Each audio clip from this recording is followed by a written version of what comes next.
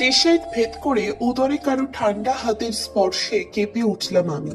বিছানার সামনে দাঁড়িয়ে যে কাপড়গুলো ভাঁজ করছিলাম, হাত থেকে সেটা বিছানাতেই ফেললাম। নিজেকে সামাল দিয়ে চাপা অভিমান নিয়ে শান্ত গলায় বললাম, আমি আপনার উপর রেগে আছি ডক্টর। তিনি নিজের মতোই কাঁধে ঠোঁট বোলাতে বোলাতে বললেন, রাগার কোনো কারণ দেখছি না তনু পাখি। ছাড়ুন আমায়।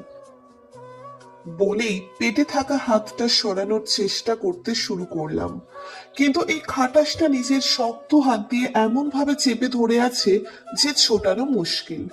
এবার আমি রেগে আবারও বললাম, ছাড়ছেন না কেন? সরুন আপনি। কি হয়েছে বলবা তো, রাগ কেন? কিছু না, ছাড়ুন আমায়। আরে কিছু না, তবে এমন বিহেভ কেন? কানের কাছে ঠোঁট লাগিয়ে বললেন উনি, বললাম তো কিছু না।